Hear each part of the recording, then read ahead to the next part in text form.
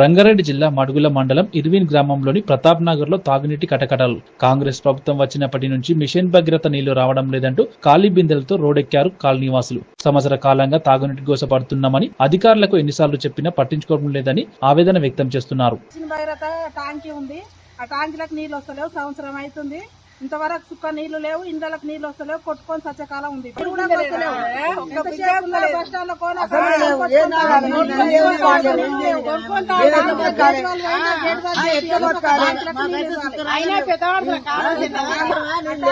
gate వాళ్ళు లేదు, gate వాళ్ళు పోయిందా అదే